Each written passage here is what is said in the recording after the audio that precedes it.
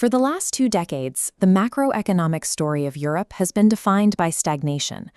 Look across the continent today, and you find a landscape burdened by heavy sovereign debt, rapidly aging populations, and a drop in tech innovation.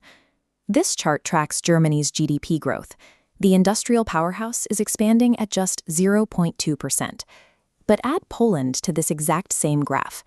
Its economy recently crossed the $1 trillion mark, expanding at 3.6%, the fastest rate in the EU. 30 years ago, this trajectory would have seemed impossible. In the early 1990s, Poland was a struggling post-Soviet state, with a GDP per capita of barely $1,700, making it poorer than Ukraine. Today, the flow of wealth has reversed. Over the last year, Polish companies have executed a record number of acquisitions across Western Europe, buying up established German IT services, travel businesses, and rail manufacturers. Capital that used to flow east is now moving west. This growth is not a matter of geography. It is the result of specific fiscal and monetary choices that targeted the exact pressures now stalling the rest of the continent. The modern Polish economy was built in 1989. When the country detached from the Eastern Bloc, the government inherited a failing, centrally planned economy, plagued by hyperinflation and empty store shelves. To fix it, the state applied what economists call shock therapy, specifically the Belcherowitz plan. They lifted price controls and transitioned rapidly to a free market.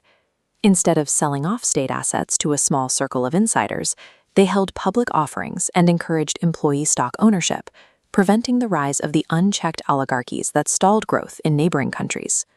15 years later, Poland joined the European Union. That membership unlocked roughly $220 billion in cohesion funds.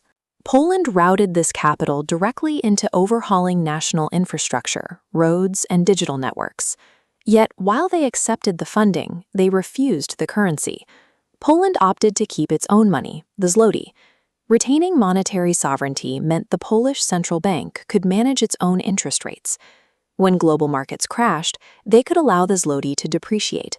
A cheaper currency instantly made Polish exports and labor competitive for foreign buyers, keeping cash flowing into the country when demand weakened elsewhere. By drawing massive infrastructure funding from the West while controlling its own monetary levers, Poland built an economic shield. That combination is the reason Poland was the only EU member to entirely bypass the 2008 global recession. Integrating with the EU came with a side effect. The Open Borders Agreement triggered a massive brain drain. Poland's most skilled, educated workers immediately moved to countries like the UK and Germany to earn higher wages. To stop this loss of talent, the Polish government launched an aggressive domestic countermeasure in 2019. They eliminated the income tax for all workers under the age of 26. But tax cuts alone don't keep ambitious people home. Poland countered the allure of Western Europe by transforming historical cities into high-tech hubs. They offered young professionals the chance to work on cutting-edge R&D and digital startups locally, rather than taking manufacturing jobs abroad. The zero-tax policy, combined with a highly educated local talent pool, made Poland attractive to foreign tech giants. Google recently opened its largest European engineering hub in Krakow, transitioning the local workforce from offshore labor to a premium knowledge economy. Poland also benefits from its location. Sitting exactly between Germany and Eastern Europe, the country has become the primary logistics and transportation crossroads of the continent. But that geography places them next to an active conflict. The rising threat from Russia forced Poland to initiate a massive domestic military buildup. They are actively recruiting hundreds of thousands of troops and purchasing hardware at scale. Poland now spends nearly 5% of its GDP on defense, the highest percentage of any NATO member. This intense geopolitical pressure acts as a state-funded stimulus.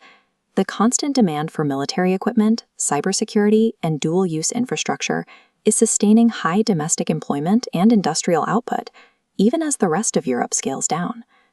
Poland has successfully crossed the threshold. It has graduated from an emerging post-communist market into a fully mature, high-income economy. But this population pyramid chart reveals a structural crack in the foundation.